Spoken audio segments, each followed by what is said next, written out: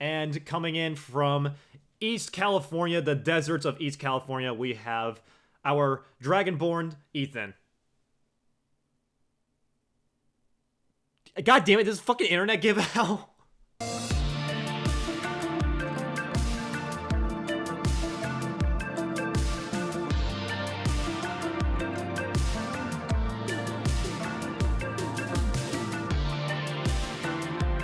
Welcome, everyone, to the Realm Walker podcast, where we compare and contrast the many similarities and differences of our favorite fantasy and sci-fi universes. This is totally the first time we are doing this intro right now.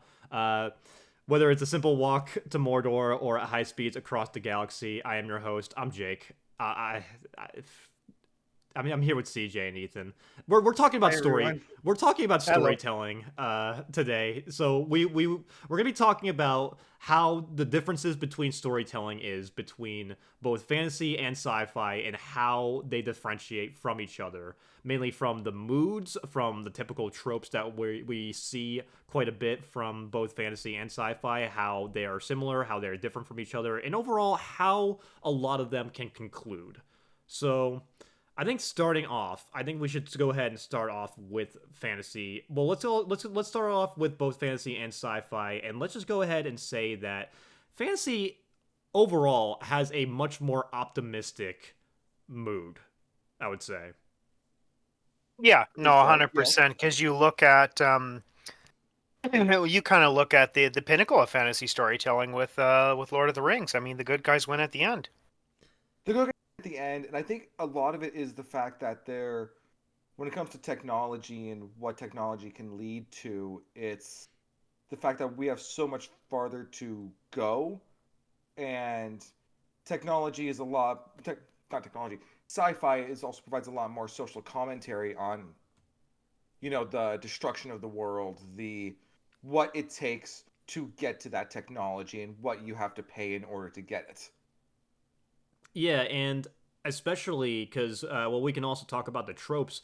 When it comes to fantasy, it is very much a straightforward story. It's very much a good versus evil story where there are very obvious good guys and very obvious bad guys, and it's always the story of good versus evil, of this great evil Always, that but in a rises. lot of cases in traditional fantasy, yes. Yeah, and it's always about like the whole idea of this call to action, the hero's journey. Another very popular one, with both fantasy and science fantasy. We'll be talking about Star Wars plenty, but it's always the case of the hero's journey and a band of heroes that come together to stop a greater evil. Whereas sci-fi, while there are definitely some cases where there are still aspects of very obvious good guys, very obvious bad guys, a greater evil and a greater good. In most cases, sci-fi is going to be a lot more cynical and sometimes a little bit more jaded when it comes to the overall themes. Well, that's especially how I feel. Like if you want to use Star Trek as an example, you look at, especially given like my favorite Star Trek, which is Deep Space Nine. You look how that begins. That begins with the space state Terok Nor, Deep Space Nine in shambles, having well, not been destroyed, but in shambles, having been heavily damaged, and then beginning with Cisco talking about how he lost his wife to the Borg, and then mentioning that to Picard, who was a Borg prior to that. It's a very well, the Borg in general are just pretty much your big bad guys in Star Trek. Yeah, and a lot of that kind of comes in with, I think it's mainly because it's a lot more of a vast universe. So maybe it could be because of the vast universe, you're able to tell a lot more stories. Sometimes the good guys can win, and sometimes not so much. But also the whole idea of good versus evil is a lot more of like a middle ground. It's a little bit more neutral in that sense as well. Because even in some of the most, even in what is considered dark fantasy, there still is overall a pretty positive tone that is being maintained. Even in something like Berserk, where a lot of the overall themes, and well, a lot of the symbolism is very nihilistic and very depressing. The overall message and the overall theme is that the main character, Guts, he does not give up. he's probably one of the most hopeful protagonists in dark fantasy manga, and he just it's not presented in the most traditional sense. You have to look at it in a specific way, and then you realize, oh, this is a true beacon of hope, personal hope. Yeah. Yeah, because no matter how far he has fallen, both physically, mentally, and emotionally, he has never given up. He has never wanted to lay down and just give up because he just does not. He's built different.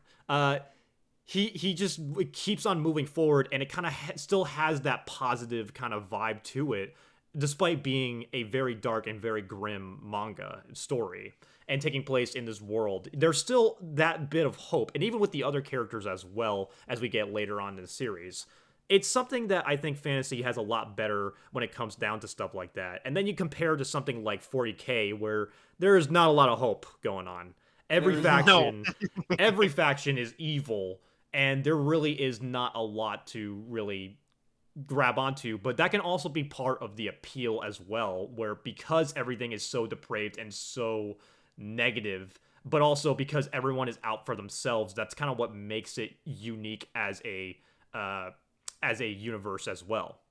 Everyone That was one of the reasons Sorry, go ahead. trying to survive and just make just this entire everyone poses the question, oh, could blank survive 40K? And I'm like, dog, 40K can't even survive itself. Mm-hmm. It's And that, being torn asunder. that's one of the reasons why. I mean, having just read more into Lella's book, I'm actually coming up across the Yanari for the first time, and I find they're one of the few that have some hope of a better chance for their future in getting rid of Slaanesh influence on their souls. Yeah, and you could say that there are some aspects of hope within very specific stories of 40K. Like, you play, for those of you who have played Space Marine 2, yeah, you beat both the Tyranids and Zeech in the end. But even then, that is a smaller part of a grand conflict that is never ending. True. That is one splinter fleet of the hive mind. It'll pop out a new one in a couple days. Yeah, so it's all just a never-ending thing, but that's also why I think something like 40K is able to get away with stuff like that, because it's a tabletop game first and foremost, and it exists to be a universe and where it can just tell these smaller scale stories through games, books, and animations. True. And that wouldn't have it any other way. I would agree. And I also want to go back to what you were saying, CJ, about Star Trek, because when you compare the main stories, and it's always with fantasy, especially with Lord of the Rings or any other traditional fantasy stuff, is that there's always the story of triumph, of like a hard fought battle, whether it's the battle of like any famous battle that goes on in Lord of the Rings, going to getting to Mordor, and then at the end there's always this great triumph. It's like, we've done it, we have succeeded, and good shall prevail. And meanwhile in Star Trek, you look at the Wrath of Khan, and it does have a positive ending, but at the same time it's at the cost of a very, sometimes a great loss. And it's a lot more of a bittersweet but very somber mood for the ending. It's a Pyrrhic victory. Exactly. Yeah, and that's one of the reasons why I love Star Trek, is because there's so many stories to tell. Each and every episode is a different story. There are some that are interwoven and interconnected, but each and every episode is a different story. And then you throw in things like the Klingon Civil War, like the emergence of the Borg threat, like the emergence of the I think it was the Delta Quadrant, where all of the Jem'Hadar are now coming out of in Deep Space Nine. The consistent conflict between the Bajorans and the Cardassians. Like, it's just, there is a lot of, I wouldn't say despair, there's a lot of darkness in Star Trek, but then there is that victory, there is that triumph, and then there is that ongoing conflict with the Borg. There is that ongoing conflict of, this is a big bad guy, and he's not going to go down without a fight. Mm-hmm.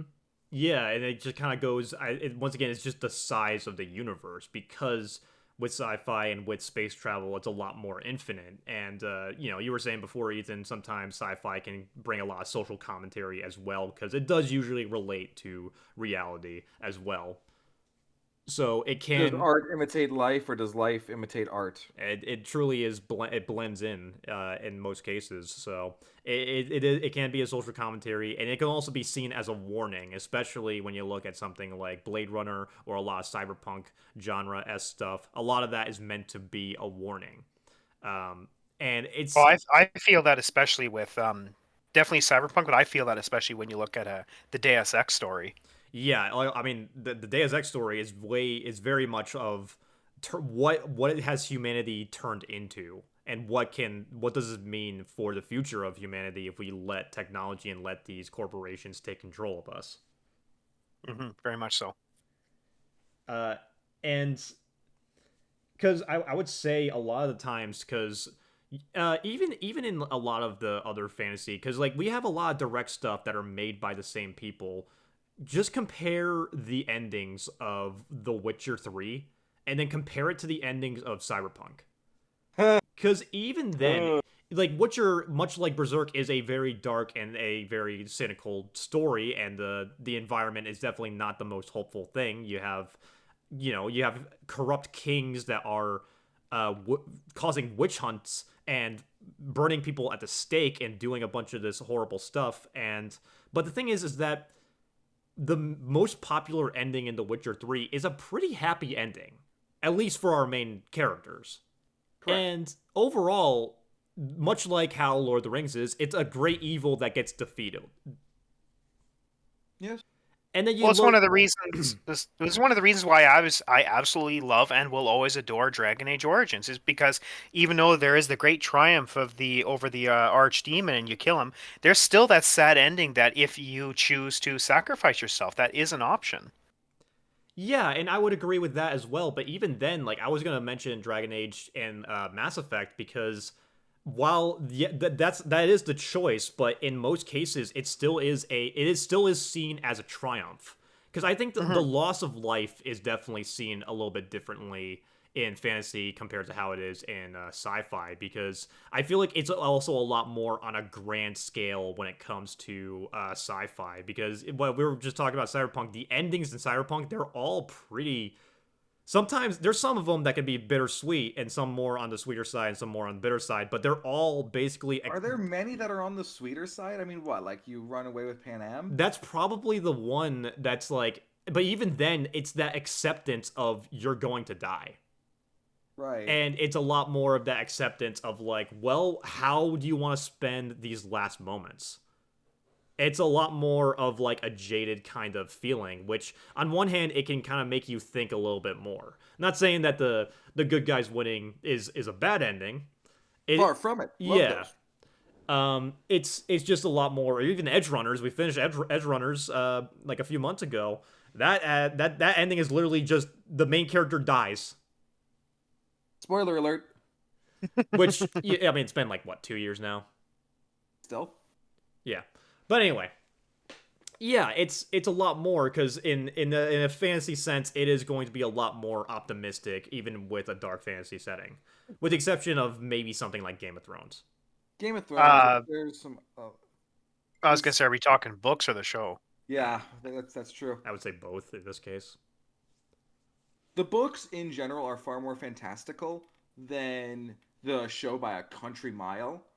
Um, Catelyn actually, quote unquote, survives the Red Wedding. Oh, hmm really? Well, kind of. Oh, Well, that's why Ethan says quote unquote. She survives in a way. oh, really? Do you remember the dude with the one eye with the flaming sword that keeps getting resurrected, the Brotherhood Without Banners? Yeah, They recover her corpse and they resurrect her, and she becomes like a zombie ghoul that's haunting the phrase. like a revenant. Kind of, yeah. And Okay, she has a really raspy voice to where she has to hold the flaps of her neck together in order to be able to speak. that sounds terrifying. Yeah. Oh, okay. So, but yeah, like with what I have watched of Game of Thrones, it definitely does have a lot more of the darker tones. But even then, I mean, that show became a mess, from what I hear. Yeah, it did. Yes, it did. But in most cases, yeah, fantasy is going to be a lot more optimistic, and sci-fi is going to be a lot more social commentary, a lot more talking about where humanity is kind of going in this direction. So it's an interesting combination to go ahead and take a look at, whether it's cyberpunk or even high sci-fi as well. Because even like Mass Effect, because the whole idea of Mass Effect is that it's once again it's a Pyrrhic victory where you've won, you've defeated the Reapers, but it costed so much. It also costed the writing of the final game as well. So I mean, Three they is did the redo it in the DLC. and it's not really. I don't really count that redoing it. They extended on it and made it better. Which But is what I mean by redo. Like they made it better than it's the same ending, but it's like different flavors of blue, green, red. yeah, and that's something I can understand is that yeah they wanted the ending to have an impact and they wanted the cost to be a great cost. I can understand why because this was building up, but I mean we can get back to that at a different date. That the whole point is that it comes at a great cost to really defeat these the enemies of a science fiction setting compared to a fantasy setting where it's usually the combined might of our heroes. Yeah, and that's why like you go back to Lord of the Rings, you look at that you had to unite Gondor and Rohan despite their differences, and you go to Dragon Age, you have to literally unite everyone. You have to get the elves, you have to get the dwarves, and there's some variation of choice of what leader for the dwarves between Balin and Harrowmont, and then obviously you can choose uh, even werewolves instead of elves, and which was kind of a fun choice in the final battle. But with fantasy, I find there's a lot more you have to gain. I mean, maybe not fantasy in general. I should say a lot with BioWare. There's a lot of get some allies and then take the fight to the enemy. Yeah, well, the main thing that BioWare likes to do is they like their theme of unity. Yeah. And that's really what comes with fantasy, I would say, as a whole, is that the whole idea of united, we can take on any force. Whereas I Yeah. feel like with sci-fi, it's more of exaggeration of a direction that we are going. Even with something like Star Wars, like you look at the end of Star Wars in the original trilogy, and that is a very traditional fantasy type of story. It's a hero's journey. We see our character, they grow as a person, they grow as a warrior, and with a combined effort of a crew, they end up saving the day, not by necessarily killing the bad guy, but by redeeming them. Mm-hmm. And Well, I don't know. Well, yeah, they killed off Palpatine. I don't care what the sequels say. Yeah. we're not talking about that. But even then, there is a somber mood with the death of Darth Vader, because he does like Luke mourns the loss of his father, and while there is a big celebration at the end, but there is still a loss of life. There is a lot of loss that has happened. So there is Vader still should be grateful that he died there. yeah, and I'm not saying that. I'm Imagine just if the Republic got their hands on him. yeah, that's probably a good call. But like you Luke's, still Luke's good term and will would have maybe gotten him a trial.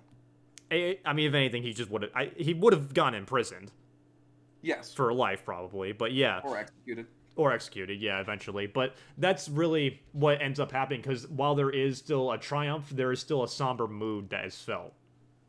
But I adore that, like certain like, because Star Wars and Warhammer and a lot of Dune are very much what's commonly dubbed science fantasy, for those that don't know. And it's where it's typically a futuristic setting, but there is magic and fantastical aspects of it. The Force psyker abilities and the voice from Dune is just space magic in different ways. oh yeah, basically. And they have different ways of just showcasing it. And the Force is at its best when it is sort of a magic that certain sorcerers that can just pull from. Yeah, I would agree, and that kind of comes with that comes with a lot of the magic stuff, but it just kind of goes back to the size of stuff, because you look at Dune, and Dune is a very famous example of people misunderstanding the story. I mean, hell, Why, we shouldn't idolize Paul Atreides? You're crazy. he literally have to write Messiah just to explain to people, hey guys, Paul's not the good guy. Pretty much. Which I find very funny that even back then people didn't get it. What, we shouldn't idolize Aaron Yeager? He did nothing wrong. That was 80% of the world's population. Marlians deserve it. That wasn't just Marlians. Yeah, my point still stands. Okay. Anyway, but but that's kind of the interesting thing is that it really does come to the size of but when it comes to Dune, yeah, that's a famous example of people not really understanding the story, but also the fact that it's these warring factions. Now, let's be real here. The people that Paul Atreides is fighting against are not great people either. The thing The God is Emperor of Dune is arguably worse than the God Emperor of Man from 40K, and that's a fucking feat. yeah, it's honestly kind of insane, but it's just the fact that he could have stopped at any time because he kind of got his revenge. He got like almost everything he wanted, but he just keeps going and he keeps going, and it's like it's kind of hard to read in a way because it's like, oh boy, okay, how far are you going with this, man? Are we good? You done? And then no, they're not. It's like watching Breaking Bad. But yeah, I just think that why do you guys think that? Why do you guys think that sci-fi is a lot more cynical? Because a I lot of I go ahead Go on. even. you first.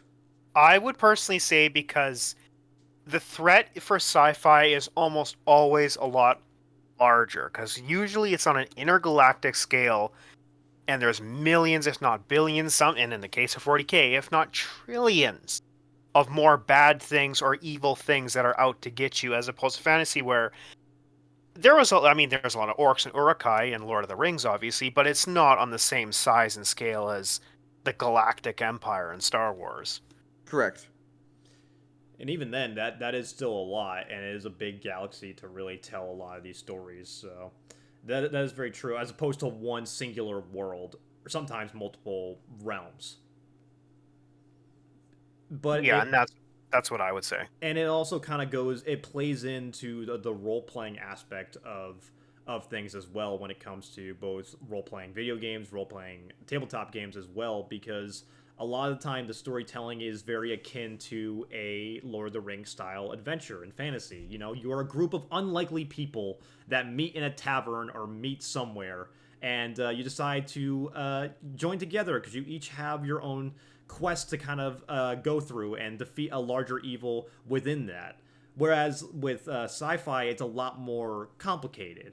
You know, you kind of start in this human kind of colony, and maybe something bad happened. Maybe you get invaded by some spider-eyed little freaks called the Batarians, and you hold a little bit of a grudge. And you know you end up enlisting in the military. Like there's always going to be a space fighting force that's kind of fighting. But oh, well, I just realized we can also talk about Alien. We can get into the horror aspect of these as well.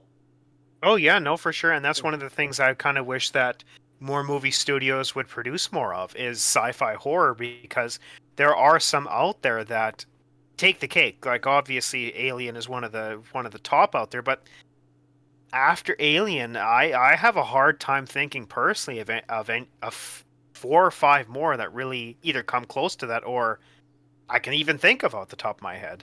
Mainly like Event Horizon is one that comes to mind. The Alien series is definitely one, but also even Predator as well, which is very deep into sci-fi. Hmm. Predator's absolutely a horror film.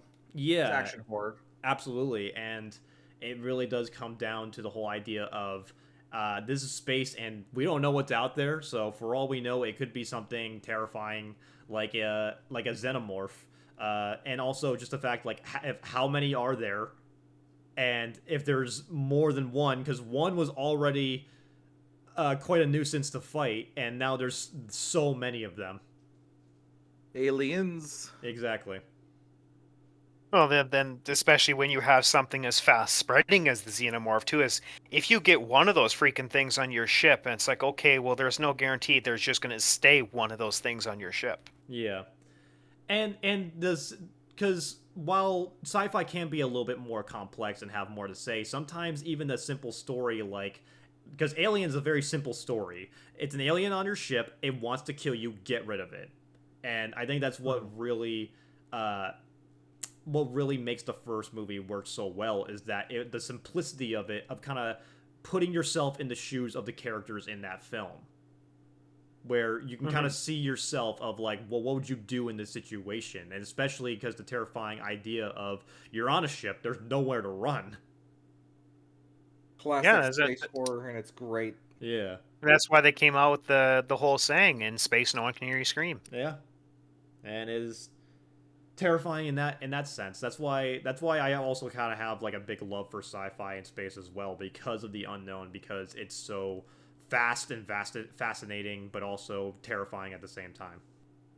Yeah, and that's one of the reasons why it's honestly why I really got hardcore into 40K is because we know the main players, but there's still ones out there that we're not quite too 100% sure of that are only mentioned here or there. Mm-hmm. It's also that's why I also think that sci-fi, in a lot of cases, is also harder to get into as well. Because for a lot of it, it's a lot more. Because I feel like fantasy, a lot of people, both either from watching the films or just a secondhand knowledge, you know Lord of the Rings. You know the whole idea of these Is there adventurers coming much together. like noble, bright, like sci-fi we can think of? Star Wars is Yeah, one that Star comes to Wars is mind. Start, yeah. That's Okay. mainly one that comes to mind. I think you can maybe put Mass Effect on there. there's a lot of Star Trek episodes that are quite bright and quite positive because Star Trek bases a lot of their episodes on diplomacy. You discover a new alien race. Okay, well, for obviously, if the Prime Directive is something that, yeah, obviously the Prime Directive, you're going after that, and if they meet that criteria, you go down, you introduce yourself, and welcome them to the galactic community. There's hope in that. There is hope in multiple instances of Star Trek. How does the song go? You should try xenophobia. It's really in this year. Yeah. The Stellaris main theme. Oh man, we talk about Stellaris. Like Oh, weren't you joy! saying Yo, let's go. weren't you saying that apparently if you want to go for peace, it makes the end game harder. So, okay, so yes and no. You could absolutely do a diplomatic route and just be friends and happy-go-lucky with everyone. The problem is your game will tank. It Okay. will like borderline crash the frames. Oh, is it because just so Yeah. much is going on? So much will be going on once you get to the end game because everyone is so advanced and the end game forces are arriving, Oh, and then you're realizing that, oh yeah, no, there's just so much going on. The game sort of rewards you for being xenophobic and playing as the Imperium, playing as the bad guy. okay. They're not even like ashamed of it. For God's sake, one of the options you can get in your research is a xenomorph army. Oh, nice. That is without mods. That is base game. That's awesome. You can make a psionic army. They have a tech for a tech tree called planet crackers. Nice. Hans, are we the baddies? Yes. But Oh no. well, you mentioned planet crackers, and we can just go into the post-apocalyptic nature of Dead Space. There is Oh a quick thing yeah. about Stellaris, real quick. If you join the Intergalactic Council like a bitch, they can have a vote to abstain or vote for the creation of planet crackers and planet breakers. I said, no, you're not taking my guns away. Yeah, nice. I'm an American. I'm an American. Weapons are Just part of my religion, just Teddy Roosevelt the hell out of it. basically. I'm But like, that's a nice argument. Unfortunately, my fleet is 5 times your size. Take it from me. you want to make that vote again, motherfucker? But yeah, the post-apocalyptic nature of Dead Space, because that is super post-apocalyptic, because the reason why there's no other extraterrestrial life in the Dead Space universe is because the necromorphs ate them all. Uh-oh. I So mean, you especially look at the DLC ending of Dead Space 3. There's Dead Space is one of those universes where there's really not much hope. If there is, it's very very small, but there's really not much hope in the Dead Space universe. When you look at the size and power of the Brethren moons. Yeah, well, it's way more. It's kind of going back into that whole idea that there's a quote that Mike Pondsmith, the creator of Cyberpunk, said. It's not about saving the world; it's about saving yourself. It's a lot more self-indulgent in that case of like, well, I just want to survive, and that's another famous quote in the Dead Space universe is that fear keeps you alive. So like Yeah. in Warhammer, people say like, oh, the Tyranids always lose. Like, bro, you survived a Tyranid invasion. Yeah, That's that's a victory. feat. Count yourself lucky. Exactly, man. The reason you don't hear any story of Tyranid victories is because there's no one to tell them. Yeah, because they're all eaten. Fuck it, I ate the op.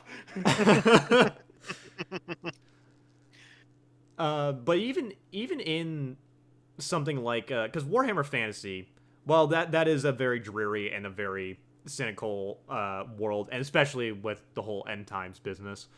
Even then, like when you read stories like Gotrek and Felix, it is a lot more lighthearted compared to 40k. Because Gotrek and Felix, they're traveling the world, and overall, they're killing everything that they come across. Like Gotrek is simultaneously the best and the worst slayer because every like big monster he comes across, he's killing it, but he keeps on disgracing his slayer oaths because he just doesn't die.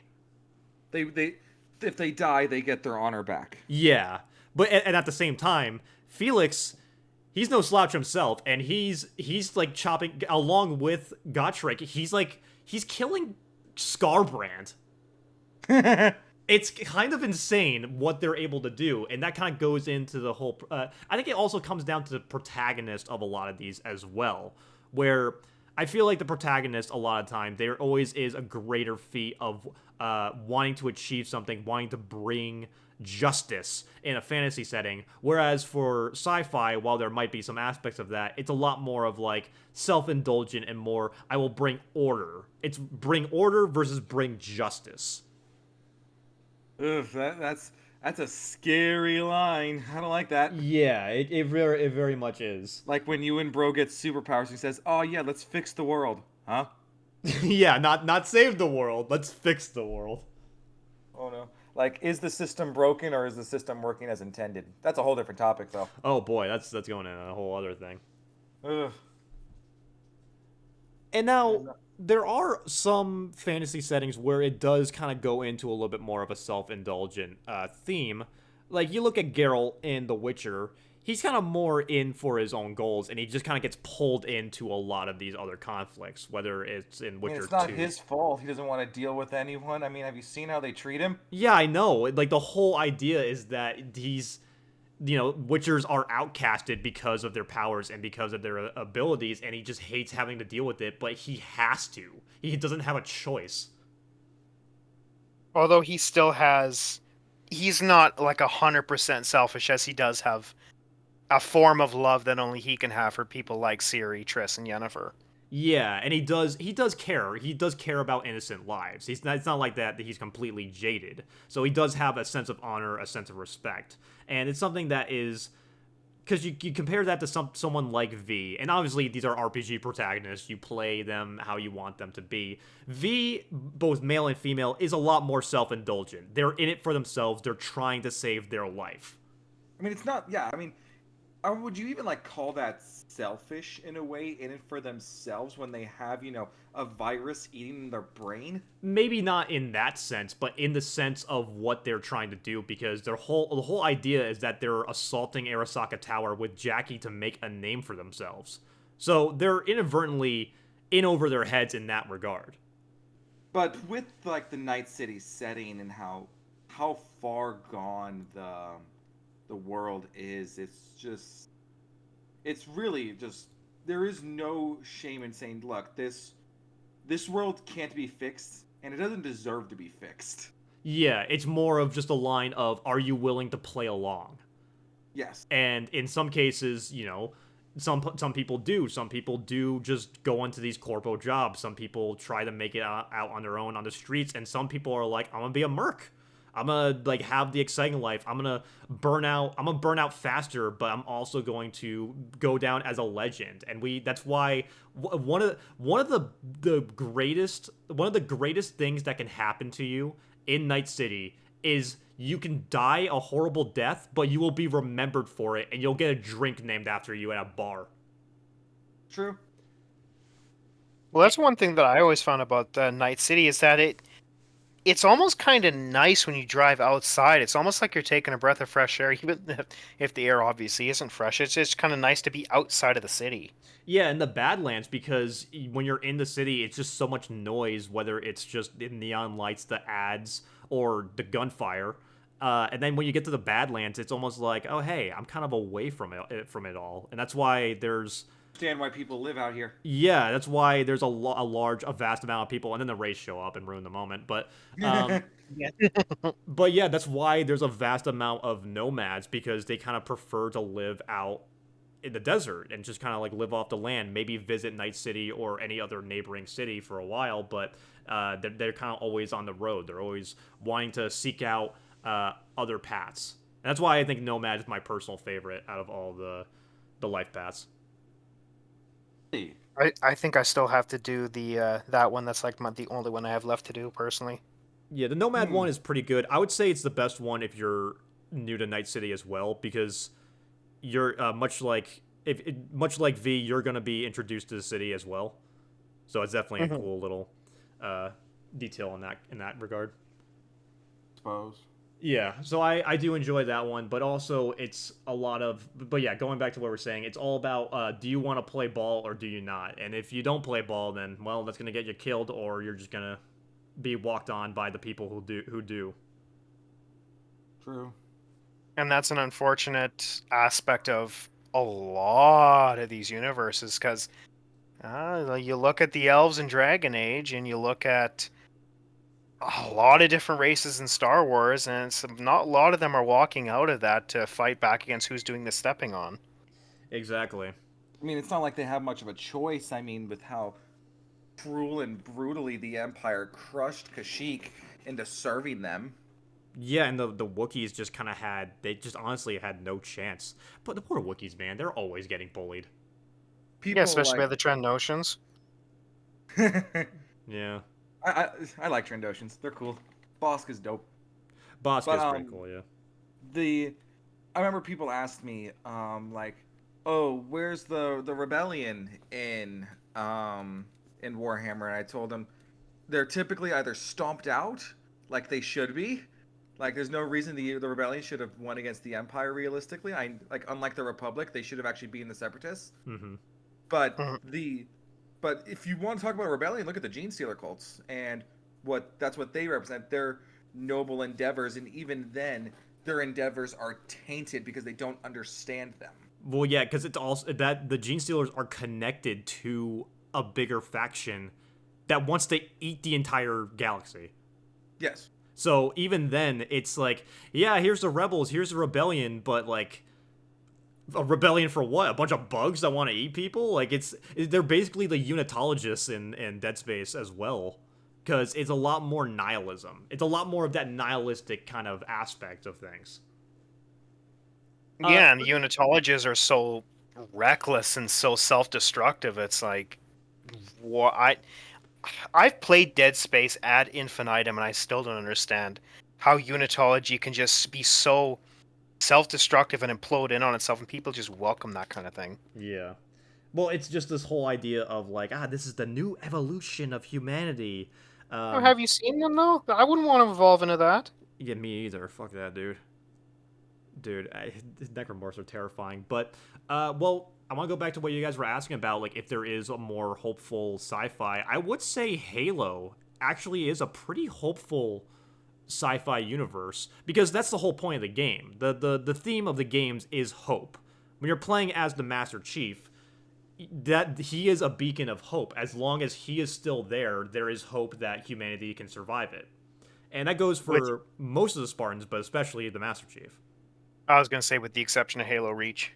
Yeah, well, Halo Reach is a whole different story, but even then, like, Halo Reach, because that kind of goes back into the whole thing of this is coming at a very great cost, and everything that we've been working for with Noble Six, with the Noble team in general, and Reach, it's going to fall. Like right from the beginning of the game, you know it's going to fall, and you know that something happens if you play the original trilogy. You know that Reach is going to fall. And it's just all a matter of what's going to happen.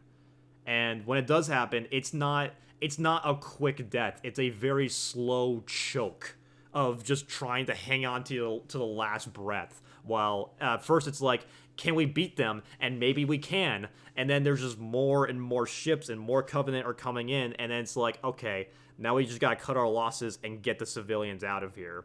And it's like, we did that, and we deliver the last piece of hope for the next generation, for the next people to win. But that doesn't mean that you're going to get the happy ending, because as Noble 6, you don't make it out. Current Yeah, the objective. game's been out. The game's been out long enough. There's no spoilers there. Also, Yeah. I want to point out right now, Noble 6 is dead. He's not hiding in a fucking cave somewhere. You guys need to stop coping. He's fucking dead. Stop trying to say he's alive. It ruins his character. I think he's alive. Shut up. I haven't even played Reach. I just wanted to see what I know you didn't. But There is one story aspect that I kind of want to touch on a little bit. We don't have to go into too much depth about it, but one that I want to comment on is that one that's not done often, but I know why, and that is is the story, and this can go between horror, sci-fi, fantasy, what have you. But when the bad guys win, and they win for good, not they win and the good guys come back. But the good guys actually win, and they win for good, and then that's the end of the story. That's really not done. But I know the reason why is pretty much because nobody really wants to see the bad guys win for good, unless obviously they're very well written and people like them. yeah. Or it's so morally gray that it doesn't really matter. Well, Yeah, and there's a lot of instances of that. Like it's kind of a niche game, but there's a game out there that was for PS3. There's only about 2 or 3 games for it. Overlord, the Overlord series. Like you are bad from start to finish, and there even the quote unquote good choices you make still are evil to an extent. So there really is there's no like good choice. It's always going to be a morally gray kind of system. No, there's just evil and less evil. Damn. Ooh. All right. It's like playing Rogue Trader. Yeah, exactly. Yeah. Abelard, kill the poor. Yes, sir. Turn And off their heat. he'll just do it. Based. Well, it's interesting you mentioned that, because I actually want to go to another fantasy series for a second here, because Zelda. There are timelines in the Zelda universe where Ganon does win. Yes. Ocarina of Time is one of the most pinnacle games, because that's where the series splits into is it 3 separate timelines? 3. Yeah, Fallen Hero, Adult Hero, and Return as a Child. yeah, so it's kind of the whole idea of if you play Ocarina of Time, you as Link, you defeat Ganon, and Zelda sends you back in time. So it's basically showing one of those timelines. But there's another one where you defeat Ganon and you stay there, you stay as an adult. Link stays as an adult, and then there's another one where Ganon actually wins, and that loops back around to the first Legend of Zelda game. But there is still that ray of hope, though, because even though Ganon does win, takes the Triforce, and unleashes an apocalypse on Hyrule, Link comes back. He's not done. He's not out of the water. He Just comes like back. Ganon can come back, the hero of the sword and the goddess's champion will always return. Yeah, and it's kind of that infinite loop of both like the cynicalness of, oh, the destruction will always return, but the hope will always return as well. And that kind of goes into a little bit more, because obviously, sci-fi is going to be a little bit more grounded, but fantasy does have, it's not that the hopeful stories aren't good, and far from it. If anything, it just shows, while there is destruction, while there's always going to be pain, there's always going to be hope, and there's always going to be optimism. You should always strive for the good ending. You should always strive to be hopeful and be the hero. Yes, Yeah, and and the good ending's more fun than the bad one. Being the good guy is nice. Stop saying you want to be a villain. No, you don't. And that's one of the reasons why we don't really see that many games where you are purely the villain and nothing else, as opposed to you can be the villain or you can be the good guy. Because I have yet to this day, out of every single playthrough I have done of Mass Effect, I have never done a full Renegade run through. I Right. even me as a renegade player, I can't even go full renegade because are you telling me I'm not supposed to hug Tally in our loyalty mission? Yeah, Like, are you it's kidding exactly me, my man? point. Like, what? Like, if you don't do that, I don't know what the fuck to tell you, man. Or, well, I mean, the same thing for a Paragon player. I punched a reporter. Well, the report. It's so funny. I've had For me it was that snobby prick in Mass Effect 2 when you're doing Thane's loyalty mission. uh, wait, which one? Which one in that case? What was his name? Elias Kellum or something like that? Where he's supposed Oh, to go after he's supposed to go after Thane's son, and you get this guy in an interrogation chamber, and you're not supposed to hit him when he's talking back to you. yeah. Well, it's like you tell Thane like Thane's like, hey, do you want to be good cop or bad cop? And I'm like, I'm gonna be even worse cop. Yeah. But yeah, that one's pretty funny as well. But that kind of goes because like Mass Effect 2 and like in terms of storytelling as well, because Mass Effect 2 probably has the least to do with the main story. It's very much a side story, but it builds up on the world and it kind of goes into more. It's a lot more it shows the darker side of the world because Mass Effect 1 is very much like, hey, space opera, you're the hero, like go like on this space adventure, meet some new aliens, and blow up a giant robot space squid. Mass Effect 2 is more of like, hey, you're going to these like kind of grimy clubs, like more cyberpunk-esque clubs, and there's more underground techniques. You're dealing with criminals, and you're even recruiting criminals on your team. It's a lot more of a like a darker espionage type of game. Yeah, it's one of the reasons why, honestly, I know everybody has their favorite Mass Effect game, but I will always go back to the Mass Effect trilogy and enjoy every single one of them. Yeah, I mean the Mass Effect games have their charm, and God help the sequel. Yes. I hear Yeah. that EA cut a bunch of people from BioWare after the Dragon Age failure, Oh yeah. and that the Mass Effect crew got shorthanded as well. Yeah, so I don't know how that's going to be rebuilt. I mean, I imagine they're just going to hire new people. It's going to be full of people that have no idea what they're doing, and it's going to be another Veilguard. So I have no hope for that. But Thank you, EA. yeah, thank you, Bioware. Honestly, I'm gonna put some blame on them, but that's a whole other topic. But uh, it kind of goes. Well, I was actually about to say like another hopeful. Well, now I lost it. Shit, but we can come back to that. Um, but yeah, there's always a. Oh well. Something I also want to mention is the idea of a power fantasy.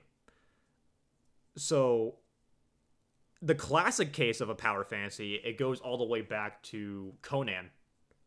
Where are you going with this? I'm not following. I'm mainly talking about like the whole idea of a power fantasy when it comes to like storytelling with a power fantasy. You look at a fantasy power fantasy with Conan, where the whole idea is like here's this buff invincible guy, and he's kind of going in the same kind of veil that fantasy usually goes on, where he is in most cases he's a pretty good guy who wants to protect the innocent and do good by his name, and there's like this other evil that he's kind of going to vanquish, and it's a lot more of a optimistic kind of mood with going on with him.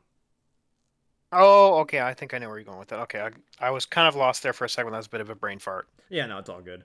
But the whole idea of like Conan is that he's a power fantasy that is kind of meant to symbolize a little bit of, hey, this is something that you can't strive to be as someone. Obviously, not to the same regard, but he's a hero. Conan is a hero, and he is you know In some timelines, yes. yeah, in some timelines, but like he's kind of meant to be like this unstoppable force that you follow, and you're always excited to see what he ends up fighting and defeating.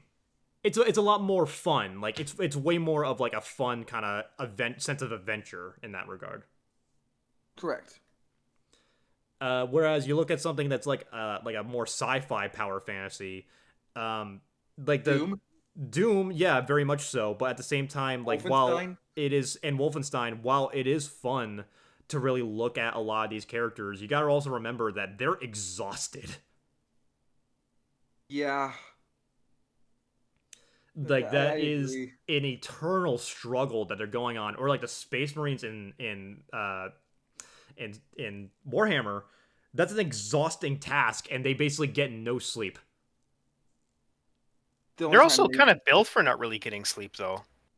the close they get to sleep is when they allow their bodies kind of enter almost like a trance like state where they kind of like go into a low power mode, and then you simply like tap their shoulder or you say something's going on and they wake up, Yeah, or they'll sleep if they go into a dreadnought, but we don't want that. yeah. Well, even then, they're just kind of even then they're not truly sleeping, are they?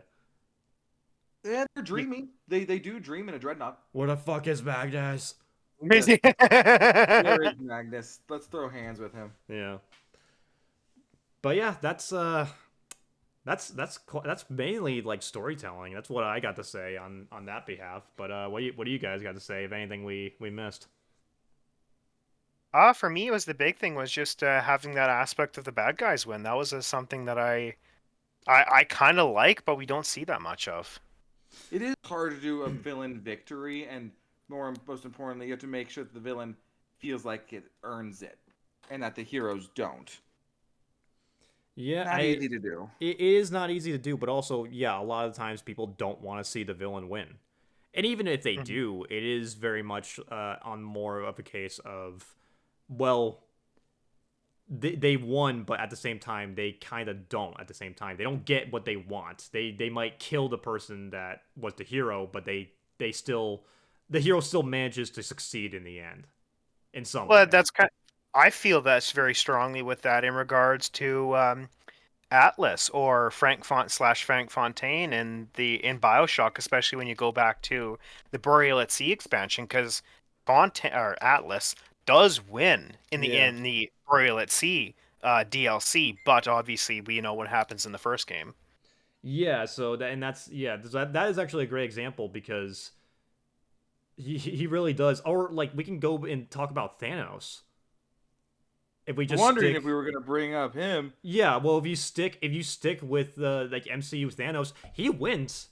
Like the first Oh, Thanos, 100%. he absolutely wins. He did what he wanted to do, even though like, I mean that's a different Thanos, and that was 20 years later. Like Thanos, for all intents and purposes, and Infinity Ward, he did what he wanted to do, and he won. Hmm. He won, he accomplished, and he knocked the Avengers and Earth on its ass for 5 years, and he left them reeling and just struggling, and they had to win via time travel. Yep. That was the only way. And even with his death, he even says like I am inevitable, and nothing is going to change that. Correct? So there you go. There's a villain winning right there. I mean, we mentioned it as well with Edge Runners. Um, you know, technically that's basically Arasaka kind of winning in the end. Well, actually, I don't even know if that's technically Arasaka because at the end of the day, I think the only real person that gets out alive in Night City is Night City. Mhm. Because when Mhm. you watch, and that's one of my favorite symbolisms of Edge Runners when you watch the intro, because like you see David, you see like the silhouette of David, and he's kind of swapping into a bunch of different people, and then what ends up shooting him is the city. Because this Yeah, at the City end of the always day, wins. yeah, the city wins almost like how the house always wins in Vegas. It always comes down to just something else. The city will always win. The The house game will was rigged always from the win. start. The game was rigged from the start. End the video there. We're done.